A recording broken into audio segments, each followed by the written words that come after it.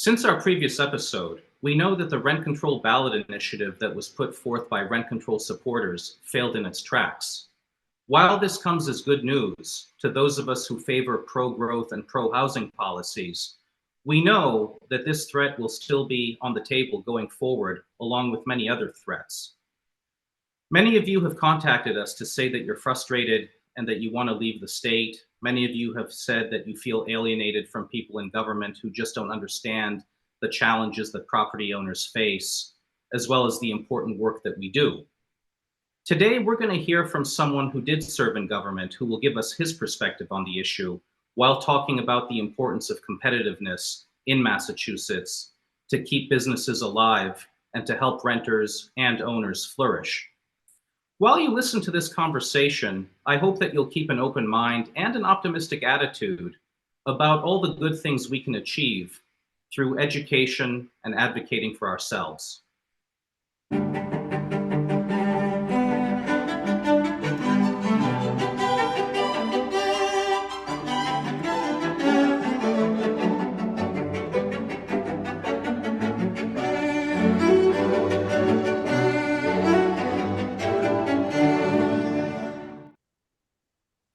Hello, everyone. We'd like to welcome you to episode 5 of our series about housing policy and property rights, brought to you by the Small Property Owners Association, also known as SPOA.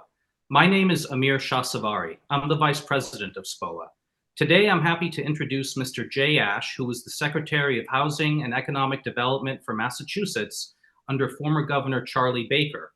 Prior to that, Jay was the City Manager of Chelsea, and currently he serves as CEO of the Massachusetts Competitive Partnership. We know you're very busy, but we're thrilled to have you here, Jay. Thank you for joining us. Great, Amir. Thanks for having me. I'm glad to be here. And we have Mr. Demetrios Salpoglou, who is the CEO of Boston Pads. Demetrios is an owner, a broker, and a wonderful advocate for housing. Demetrios, thank you for coming back on. Thanks for having me. And we have Miss Allison Drescher back with us. Allison is the president of SPOA. She and I came to SPOA in 2020. We were both elected to leadership positions that same year. And since then, Allison has been a tremendous leader, calling for fair housing policies without leaving property owners behind. Allison, it's always a pleasure to have you. Thank you for hosting today, Amir.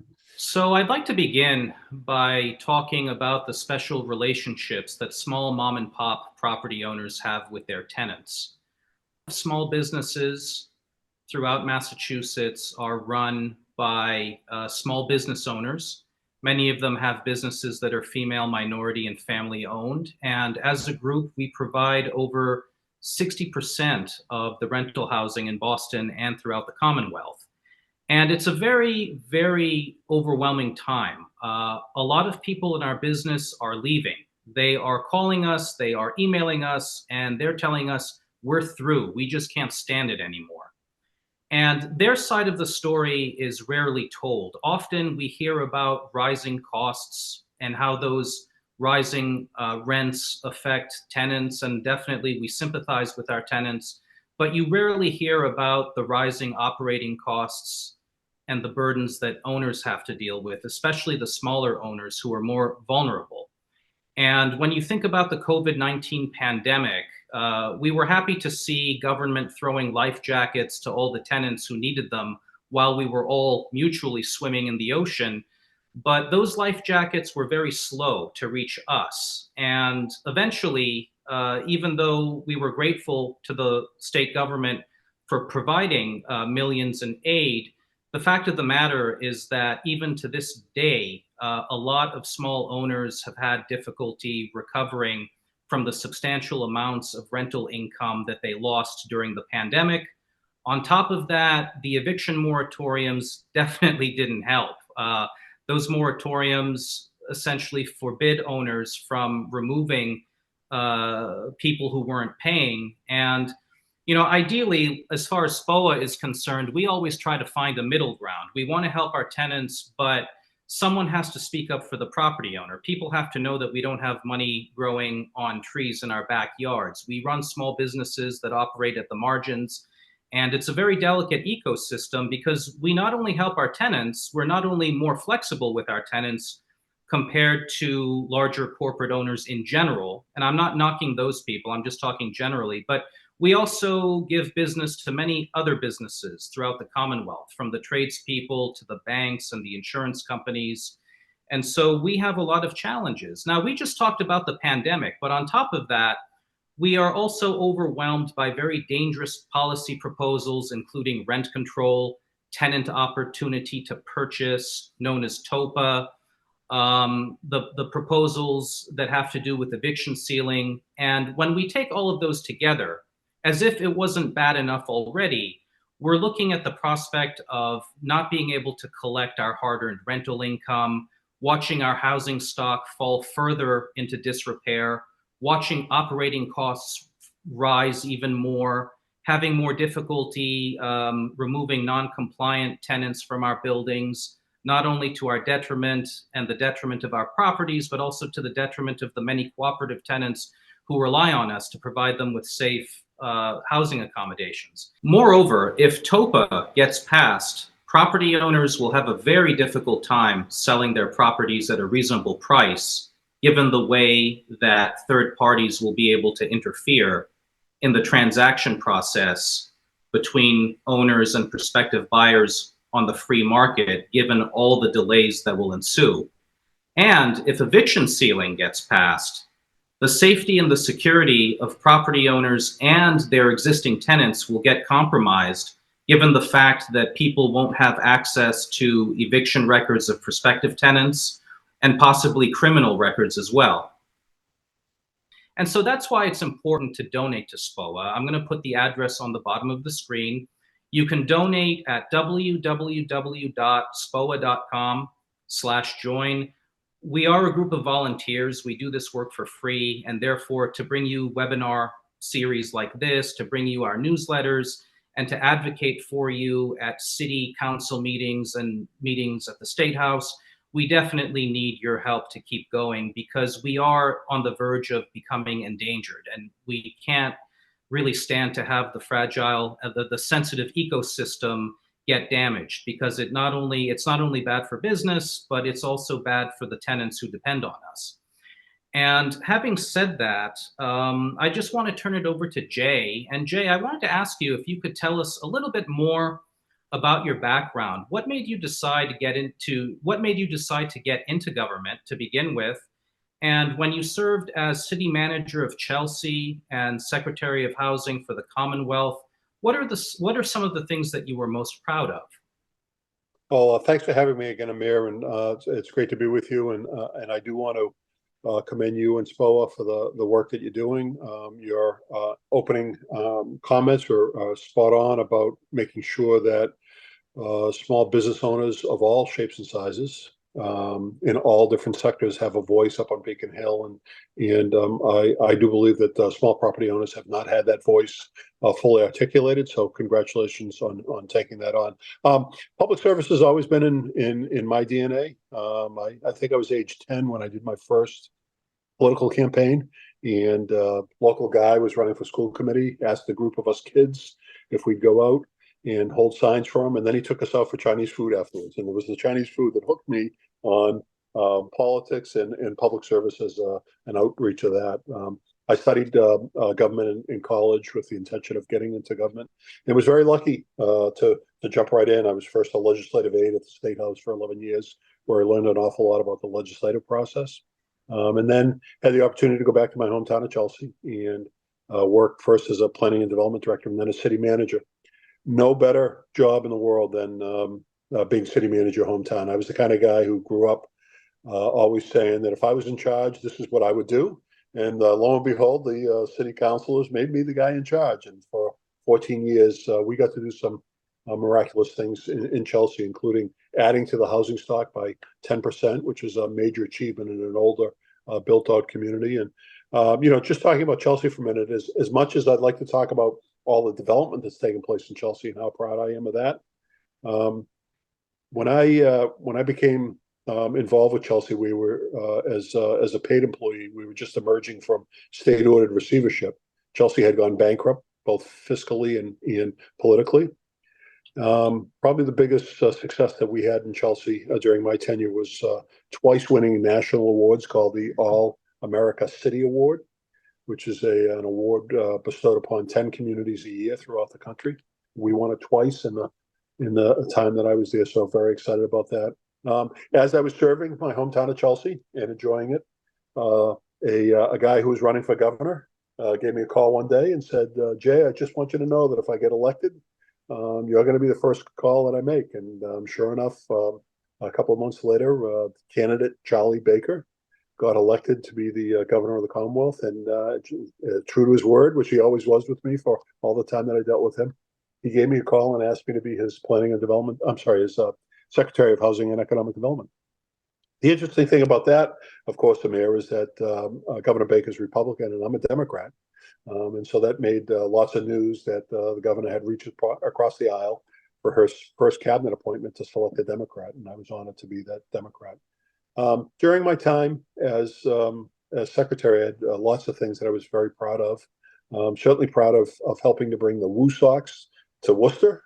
That was a major effort of ours, and bringing GE's headquarters from Connecticut to Massachusetts was another proud moment.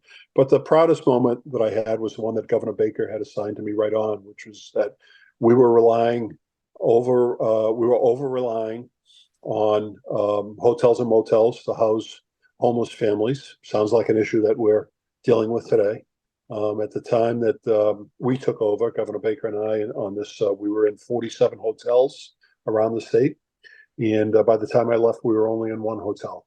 So we had gone through and helped as many as 3,000 families, probably more, find permanent safe housing in the Commonwealth. A lot of the help was from members of your organization and others who are part of the solution to the housing crisis that we faced then and that we face now. So I've had a good run in government for many years, and these last 5 years I've had the opportunity to run a nonprofit called the Massachusetts Competitive Partnership, and we can talk about more of that if you'd like.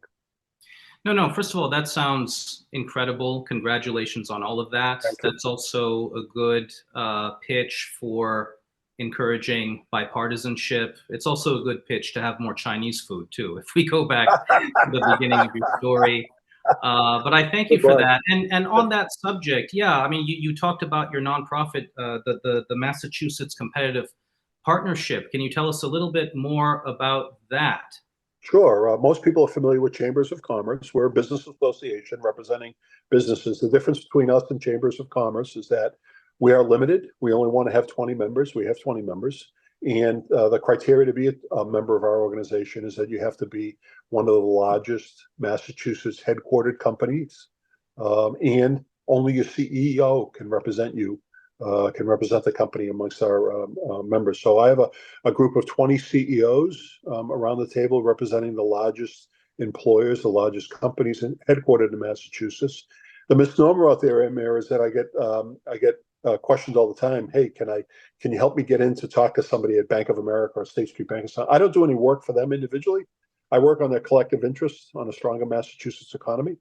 And so we look at things like education and workforce. We look at things like innovation and entrepreneurship. We look at things like sustainability and social justice. But the biggest issue that we focus on is the competitiveness of the Massachusetts economy. And that talks about some of the things I already talked about. All those things, all those other committees affect our competitiveness. But we look at the cost of doing business in Massachusetts.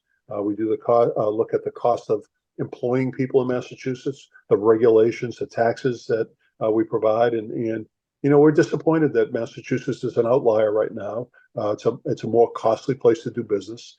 By one account, we're 46th in the country in state local tax burden, and we're concerned that in this world now, where anyone can work from anywhere, that Massachusetts is pricing itself out of hosting jobs here and helping new companies grow. So our organization is working with the legislature, educating the public about what needs to happen in order to make Massachusetts as competitive as it possibly can be. And are you finding that companies are reluctant to headquarter in Boston these days? And are you hearing frustration from the CEOs of other businesses with regard to doing business in Mass? I'm sure you are, but I don't want to put words in your mouth. Yeah, thanks. I'll answer the question the way that I've answered this question a number of times. Massachusetts is fortunate to have recovered all of the jobs that we lost during the pandemic. Plus, we've added 70,000 more. That sounds like a really good story. All the jobs were lost, plus we're up jobs. That seems like it's a good story, except when you think about Texas is up 1 million jobs during that period. Florida's up 750,000 jobs. North Carolina is up 325,000 jobs. Our competitor states, places that we are losing population and losing business investment to, are exceeding what we're doing. In fact, we're in the middle of the pack when it comes to recovering and then growing above the job. So, yeah, I'm real concerned about our general competitiveness.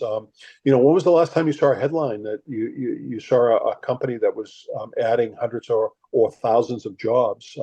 It seems like those jobs are going elsewhere. We're not losing companies per se because Massachusetts still has a lot to attract and retain companies, but we're losing investment that could be made in Massachusetts by those companies who are national or even international and are making decisions to invest money and workforce in other places. I see. And Demetrios, going back, you expressed grave concern about the lack of competitiveness in Massachusetts and the potential demise of the real estate industry. What are you seeing in your work? And do you want to speak to what Jay was talking about? Yeah, I do. So on the brokerage level, managing multiple offices that we do, our greatest competitor is not other real estate offices taking our real estate agents from our office to another office. I see my greatest competitor as literally the southern states that you just mentioned. Most of the time, when I'm losing an agent, they say I'm moving south. I'm moving to a more business-friendly state. There's opportunities there. I can buy investment properties cheaper. I can start my family there at a lower barrier of entry or cost point. And so that's one of the things that grinds on me mentally to see that especially with apartment leasing, where we start out, it's an entry-level position in terms of real estate as people move up into multifamily sales or residential sales. You see they're still young and they're mobile and they go, I'm going to go down south to find a better opportunity. They perceive what I think Jay's talking about, which are these growth states: 1 million jobs, 750,000 jobs, 300,000 jobs. People want to move to growth states that have momentum. And I think my concern from looking at the real estate industry and having a young, vibrant workforce that we have, that we're losing them on that end. If I switch now, put my landlord hat on, right? We have a lot of landlords that are looking to exit the business. They've been in it for a long time. They're seeing a lot of headwinds that they think are going to slow them down, reduce their profitability. And then there's a lot of legislation out there. So as you have a landlord that's going through this cycle, that's maybe had the properties 10, 20 years, they're looking forward and saying, this is probably the time for me to exit. Now, the concern that I have is when you have exiting of not only capital, but talent, right? I'm also hearing it today. I had a conversation with a closing attorney that, to Jay's point, which is ironic, he can do 95% of his work from another state, and it's all electronic. And maybe he flies up once or twice, 3 times a year to just work his relationships with his clientele and his existing business. But he's going to uproot his whole family and move to another state. And he's going to have a bigger house, lower operating costs, lower taxes. And I think we're, as such an innovative city as we are here in Boston and Massachusetts, I think we're not looking at the bigger picture, and we got to start working on a few things. Very true. Very well said. And Allison, I wanted to turn it over to you. I know that you and I testified at a recent State House hearing about the governor's housing bond bill, and we expressed what looked good in the bill to us, and we also talked about some places where the bill could be improved. And when it comes to the transfer tax and our position on accessory dwelling units and streamlining processes. Do you want to talk a little bit about that? Sure. I think there are a lot of good ideas in the governor's the housing bond bill. I think one misnomer, however, is the fact that we were when we came into COVID, we were going from a different economy than what exists today. And I think something that is baffling a little bit to our legislators is they're putting forth ideas to make housing more affordable and to produce housing, but it's with the model of yesterday's economy and attempts at things like the surtax, which sound good, but unfortunately are going to stifle both volume and production in the real estate market. So I think one thing we have to be very careful of is just the demoralization of some of the landlords who do provide this large amount of housing, especially at a time where production is really going to get us where we need to be, but is not the financial environment is not as conducive certainly as it was pre-COVID. Right.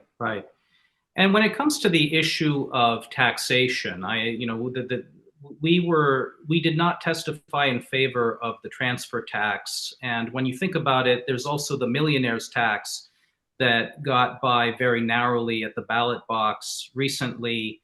And there are other taxes that are already there. I think that there are also, you also have the Community Preservation Act. And so it almost feels like there is not only a double tax, but a triple tax. And when it comes to, if we just narrow it down to the transfer tax, Jay, what are your opinions about the transfer tax? And do you think that this is actually a good way to create affordable housing? Actually, I testified at that very hearing as well, and I testified against the transfer tax, as well as I testified against the inclusionary zoning changes that were in the bill as well. So when I think about taxation, I think that we all have a limited capacity to pay taxes, and government has the choices as to what to use that capacity to spend on.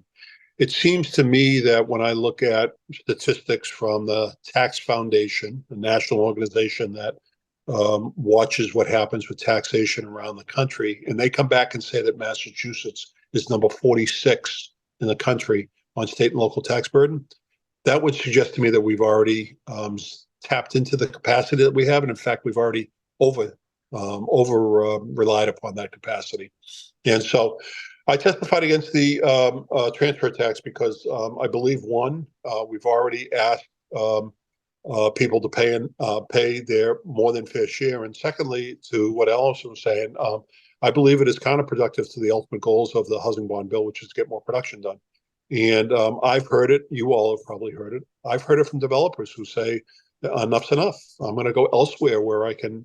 It's easier to develop. It's less expensive to develop, and when I make an investment and I take a risk, I can enjoy a greater reward for that risk. So, yeah, we testified against that and remain hopeful that the legislature will look at that and say, no, it's not the right thing to do at this time in Massachusetts. And we continue to work towards that end. In a worst case scenario, if it did pass, would that be the ultimate death knell, or is there a way back from all this? Is there a solution to keep people in Massachusetts, to keep businesses in Massachusetts? Yeah, it's a great question. I'm glad you raised it. First of all, what happens if it passes? If it passes, it authorizes communities to adopt a local option. So it doesn't automatically establish that there would be a tax or a transfer fee. Local communities would have to vote to accept that. So there would be additional discussion and opportunities for the general public to weigh in at local city and town halls. If it does pass, there's always an opportunity to repeal something. It's possible that people go to the ballot and put together a ballot question to repeal a tax. That's happened in the past in Massachusetts as well. It's also possible that state policymakers take a look at what the impact is, agree with us that they shouldn't have done that, and repeal it on their own. So there are a number of options that are available, but none of us want to get there. The fact of the matter is that we all need housing, more production, and putting more burden on that production is not going to help to get that production done. We need to be clearing the pathway so that developers and investors can make housing happen. And, you know, I'm a believer, I think all of us are a believer here, that the private sector wants to and can solve Massachusetts housing crisis if government creates an environment that allows for development to take place and promotes the type of ownership that has created naturally occurring, affordable, and market rate housing in the past. I think we're also seeing municipalities. We're coming out of record economic conditions where there's been a lot of dollars available to spend on various projects and things. And I think sometimes the municipalities are also not considering how they fit into the bigger picture within the state of Massachusetts. So you see a lot of local municipal real estate taxes going up and spending at a level where I think small businesses are more familiar with that and the sort of boots on the ground concept and have been reining in spending since COVID. And it's just a natural, slower reaction in the public sector. But I think that that is another issue that is affecting competitiveness in Massachusetts. High local real estate taxes within the basic picture of the tax structure that the state is adopting. Mm-hmm. I think it's also to government's benefit to collect tax revenue. And when you consider that property owners, mainly small businesses, contribute tremendously to that revenue, if they pass laws that harm us, well, the government suffers too. So, you know, it reinforces the idea that we are all interconnected and we all have to partner up to help one another. And on a slightly different note, there were some progressives who criticized Governor Healy for signing a tax relief package last year. And this year, they're saying that revenues are declining and that money could have been used to plug various budget holes. Do you think, Jay, that that package will make any difference? So the tax package is law, and the tax package will be administered. I do think it's a modest tax package. I congratulate the governor for pushing it through. But in terms of making a difference on where we rank in the country on certain taxes, it's only going to have a nominal impact. For example, we were the worst in the country when it came to estate tax. Only 13 states have an estate tax, Massachusetts being one of them, and we had the most onerous. And now, as a result of the new law, we're number 2. We're the second worst. So did it have an impact? Yes, it made us, we've gone from the worst to the second worst. We need tax reform. And I think what I found with the progressive debate over the years is it fails to recognize that when you raise taxes, you're in competition with 49 other states. And again, we've already talked about this being able to work from anywhere. The world has gotten smaller. The country has gotten smaller. You can work from anywhere and still do business in Massachusetts. We're in competition with 49 other states. In 2023, I pause for a minute because I'm gonna be off on the number. Something like 30 states actually reduced tax burden. 30 states, and progressive were proposing that. I'm sorry, and we increased it with the millionaires tax that you mentioned. We were the only one. We were an outlier. We were the only ones that increased taxes. Everyone else recognized that you should be reducing taxes in order to keep wealth in your communities. That wealth will create investment that creates tax opportunities. That wealth will create jobs that create income tax opportunities. That wealth will buy services from small businesses. That wealth will make investments in philanthropy in your community and civic actions in your community. I'd rather have a lot of people who make a lot of money and pay a lot of taxes than have only a few people that pay a lot of taxes and everyone else goes to New Hampshire or Florida. Right, right. Tell me this, if you happen to, in a worst case scenario, if you happen to be in a community where the transfer tax is adopted, and let's say you need to sell your business to move on, and you're subject to the transfer tax and the millionaire's tax and other taxes. I'm not asking for anyone to do exact math, but what's the overall impact of that? How detrimental could that be, and how much could the person who's selling stand to lose? Yeah, it all depends, obviously, on a number of factors. One of the things I think about all the time when I think about people have pegged this transfer tax at anyone who sells property over $1 million. I know from my own days of borrowing on a 30-year mortgage that even when I bought a house for $400,000, I actually paid more than $1 million for that house. Right? I paid all the interest on the mortgage that I had in order to acquire the house. Now that that house is worth $1 million, I paid $1.2 million for it. Number one, it's not like I've made money the way that people think we're making money. Number two, and very importantly, the more that your house is valued at, the more you pay in local property taxes. So you've already been paying at an elevated tax level. And so it seems unfair to then say to somebody who has paid a lot in mortgage interest over the years, that has paid higher levels of property tax over the years, and whose only investment may be this house, that you should have to pay even more. Instead, I like to think if government has a social good that it wants to promote, then government should utilize the resources it has, $50 billion or so, to pay for that social good on its own. And to the extent that the business community wants to help on that, that should be a back and forth discussion about how to have that impact. So I think there's capacity for state government. I think there's capacity for local governments to do things without always raising taxes. I do want to acknowledge, as city manager, my pledge to property owners was always that I'm going to raise your taxes to 2.5%. I'm allowed, but I'm never going to come after you for a Proposition 2.5 override. And I never did that in 14 years. So there is a balance there between making sure that you remain affordable while still being able to afford everything you can do. I think government can do that, and I don't think that they need additional tax revenue to do that right now.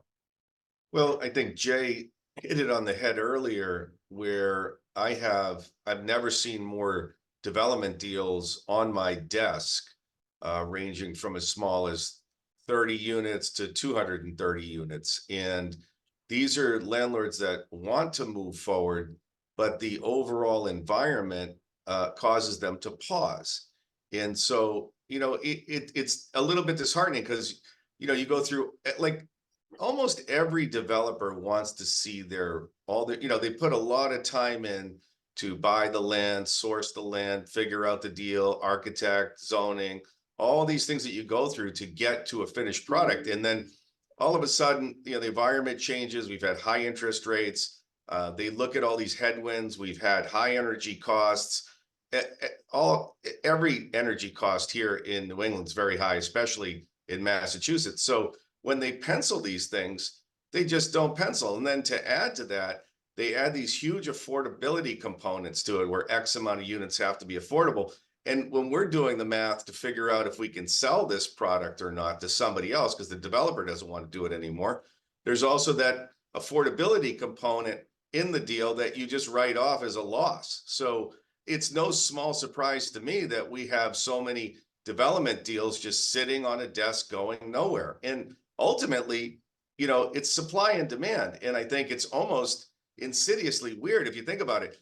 The less you develop and the less properties you get developed, the higher the prices stay on the property. So in a weird sort of way, it kind of bakes in the high cost or the high purchase price of properties, because we're never getting to affordability because we just can't produce enough property. So I think that, and most people can't unpack that slowly. They're not, and it's not their fault. It's not like they go to development meetings and they sit there and they go, this costs this costs that costs this, carrying costs this, interest rate this, and the cost of labor and everything else. Before you know, you look at a deal, it doesn't pencil, and it doesn't pencil over and over. And so here we are. We don't have economic viability because of the fact that we have so many headwinds against us. So I think that, if the state was serious about it, maybe we need a moratorium on all affordability requirements in the developments themselves, so that developments can move forward because we're in a different environment than we were when we had 3 or 4% interest rates, low energy costs. It's almost like we're hallucinating. We're back in 2017, 18, 19, and we're still operating, but the conditions changed on the playing field, but no one's taking that into account, if that makes sense. It does. It does. When it comes to rising energy costs and other operating costs, are there any potential solutions when it comes to that? And are there any concerns with regard to other energy proposals and restrictions and mandates that have been put out there? Well, I mean, yeah, Demetrios, go ahead. You go first. I mean, I'm a big component of every energy solution possible to drive down energy solution costs. So I would say any and all supply is good. I'm a supply side type of person. I think the more supply you bring, price goes down. I mean, you see it in real estate, you see it in every industry, right? And somehow we avoid that. I don't know why. We're all taught that at a very young age. It's supply and demand, and that drives, you know, your price, right? And so we do need to get back to a national energy policy, which is more supply side oriented, which will ultimately reduce inflation. And I do think that, you know, Boston it's an expensive city. So anything that we can do to make it more competitive, drive down the cost, we can bring affordable housing here. We just have to look at it from a different perspective. To state government's credit, it has been looking at alternative energy sources, and there are opportunities out there, be it hydro, be it wind, be it solar, to provide for more sustainable, cheaper, cleaner energy out there. The problem is that the same time government says it wants it, government often puts up regulatory hurdles to the achievement of that. So, you know, Governor Baker was famous for saying that Massachusetts coast, we are the Middle East of offshore wind. And yet we don't have enough wind power coming in from Massachusetts coast because both the state and federal government have been unable to get the regulatory permits adopted to allow for Massachusetts to take full advantage of that. We had a proposal to bring electricity down from Quebec through either New Hampshire or Maine, and that's been stalled as well. So there are opportunities, there are technologies out there that we can take advantage of, but government needs to work on the regulatory environment to make sure that we're maximizing those opportunities. Yeah, I would speak out of turn, but I don't have actually, I don't know the answer to this, but I've heard that we have tremendous energy reserves on George's Bank, natural gas potentials there. I'm not sure if you're familiar with that at all, but I am not. Yeah, I'm not familiar with that at all. Yeah, I'd be curious about, you know, if there's an opportunity for us to do something that would bring in even more energy supply. Yeah, my sense is that there's enough more sustainable, clean energy out there that if we focused on that, we wouldn't have to start drilling for more gas. That's my sense. I'm enamored with the idea of a giant electric cord from Quebec to Boston that carries cheap hydroelectric power down here. And the nice thing about hydroelectric versus wind or versus solar and sun is that the water is always running. The wind isn't always blowing, the sun isn't always shining, but the water is always running. And so working with our neighbors, but also having, you mentioned it, a federal policy that allows for those types of projects to get permitted more expeditiously would go a long way to solving both our energy needs and the cost of energy. Boston is going to have some challenges, I think, just in terms of, again, timing, as some of these larger buildings in the financial sector are grappling with refinancing or their mortgages come up.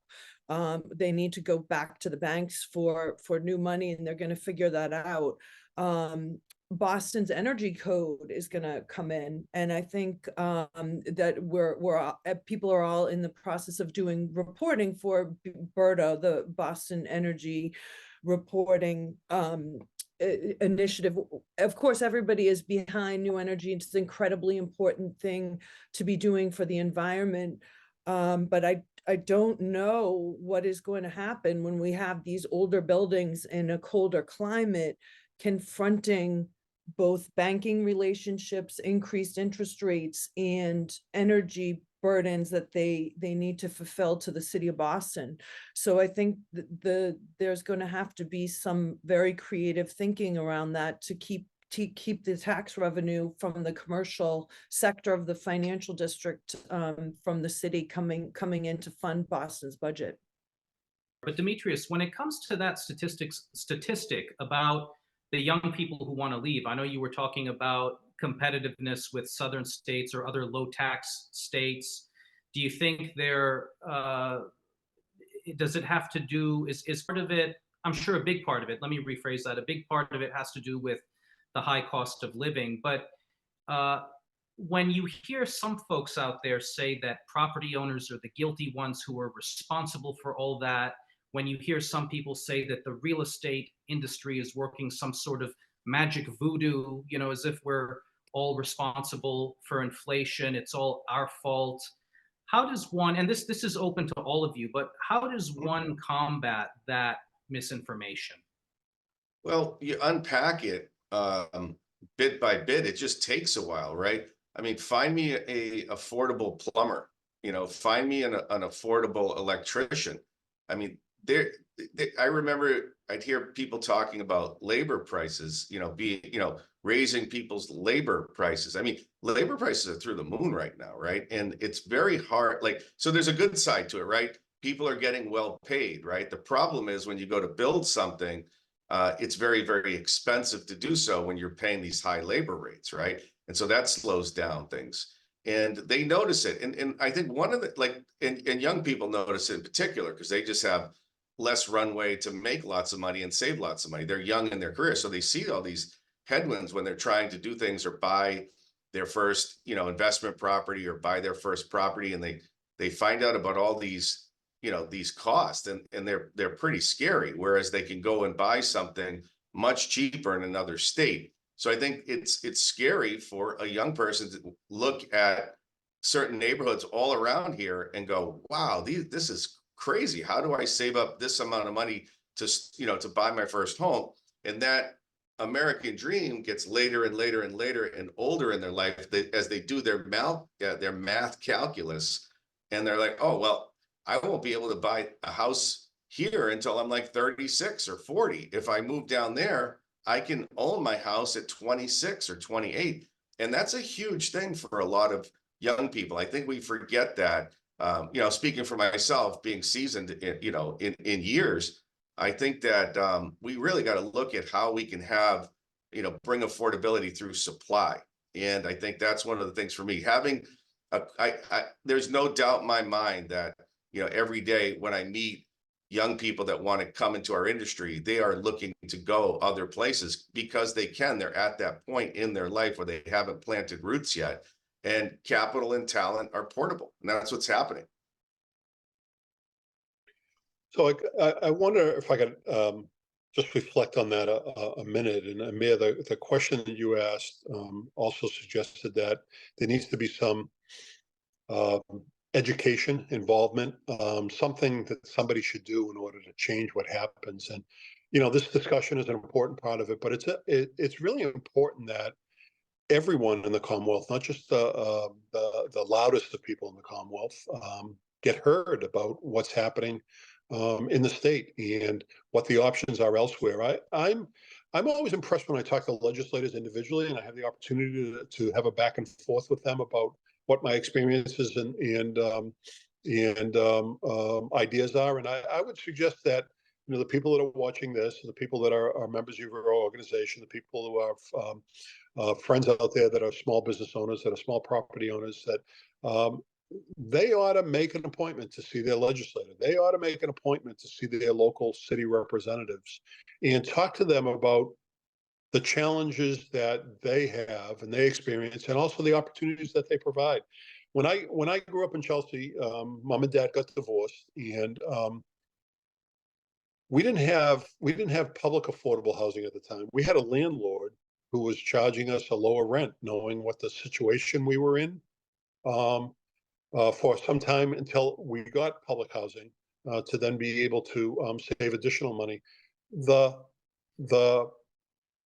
the contribution that your property owners make in our communities to provide for affordable housing, to give people safe roof over their heads, and to take the worry away from that aspect of their life so they can focus on education or jobs or their kids, is really an important and valuable one. And yet I don't think that message is communicated all the time to the legislature, and it should be. And the place to do it is not in large hearing rooms where there are 300 or 400 people who have different ideas about what bills should be adopted and what money should be spent. But instead, it's one-on-one conversations, both in legislative offices and back home in the district, talking and explaining and showing what it costs and what the benefits are, so that legislators have a better idea when they're ultimately making decisions about the legislation before us. I appreciate everything you said, and it's very true. Relationship building is very important, and we have to keep encouraging our constituents to contact their representatives to voice their views and their concerns. Allison, did you want to make a point? I mean, I think Jay is absolutely right. I mean, I think one of the crucial things that we've been trying to articulate at SPOA is our voices, that we want to be part of the solution. I think that if you are a landlord, whether you're a small landlord or a big landlord, I guess you encounter many problems repeatedly, but most days bring a new problem you've never seen before. So I think we'd like to be viewed as a resource by the state legislature in terms of how do we figure out this housing problem, because I know we're doing a lot of things, and certainly the commuter rail that is going to be going out into the suburbs, you know, that was a wonderful initiative, and we're going to see how that plays out. But the landlords and the people, the housing providers, really are an incredibly untapped resource. And we're pretty down on Boston and Massachusetts, I think, and we're hoping that will turn around. But we are an innovation hub. We are the home of MIT, the home of Harvard, the home of people who can do hard and great things. We need to think out of the box about housing. We need to think differently. We need to think modular. We need to think cutting edge. We need to think, let's test this, let's test that, let's do different things. Let's be brave, let's be dynamic. And I just hope that the landlord community, you know, they're, again, a tremendous untapped resource. Unfortunately, what counterbalances that is 133,000 people left the state since 2019, the greatest number in 30 years. They took 4.3 billion taxpayer dollars with them. And I hope at some point too, the state legislature, I mean, those are the numbers. We can't refute the numbers. And month after month after month, the revenue comes in lower than expected. That's a problem. And I think, you know, we want to be a productive part of the conversation, but the number one topic of conversation I have with most landlords is their exit strategy, how they're going to leave, when they're going to leave, where they're going to go. And that's not good for the long-term viability of the state. I mean, do you have to be a genius to see which states are dumping out fast? I mean, I think California's lost the most, if I'm not mistaken, and they have high taxes. I mean, I think states need to govern themselves accordingly and run budgets just like the private sector does. I mean, it'd be one thing if I was paying tremendous taxes and I had pristine roads and everything was beautiful, but there's potholes everywhere. There's things that we need to work on in terms of operational efficiency, I think, within government as well, that, you know, people are happy to pay taxes about. I also think people are happy to pay taxes if they see good things happening. But if you're paying taxes, you're not seeing good things happening, that's another reason to leave your state, if that makes sense. It does. It also makes a big difference when you tax the population proportionally versus singling out property owners or any other individual group with heavy taxes, as appears to be the case with the transfer tax.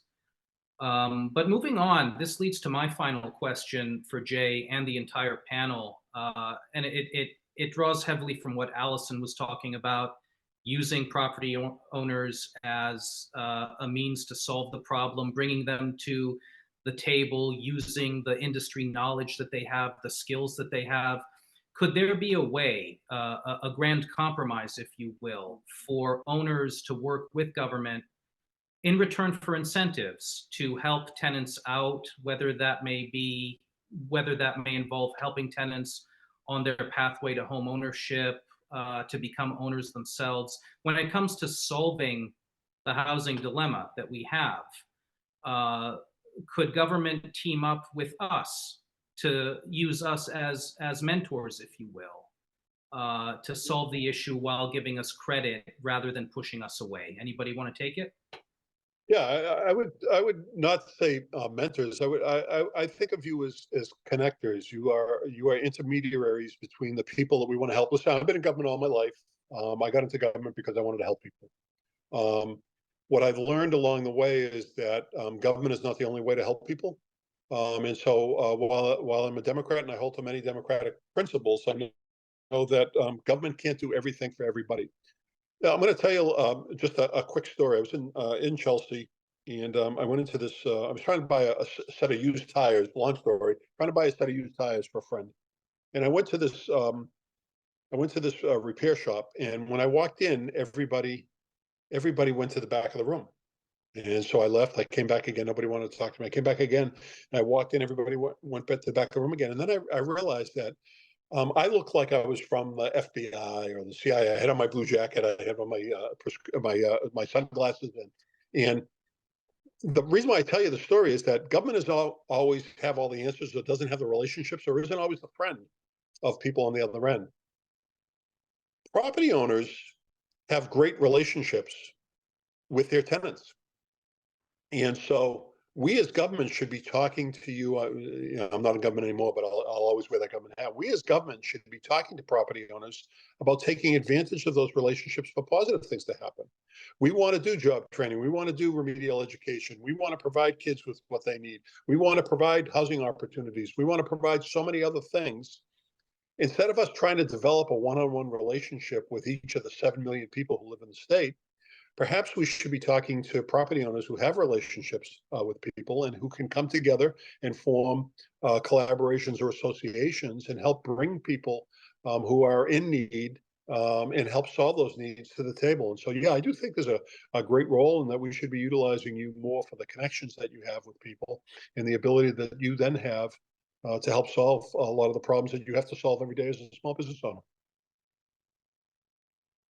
I agree wholeheartedly. I think there's an echo chamber out there where people get elected and they don't reach out enough to the business community and put them on strategic panels. And I think that as a business owner of multiple businesses and properties, I find out about things posthumously, and it kind of blows my mind away that they don't reach out to business leaders and say, we want your input before we do these things, rather than, like springing them on it. So there is an outreach challenge there. I'm not sure how you bridge it. I mean, yes, go in and talk about it, but there should be maybe a more vigorous, outbound email campaign on thoughts and ideas, opportunities to have forums to discuss those things and shape positive business relationships with the business community. Because, I think we are the anchor of Massachusetts. We keep people here and we keep them employed,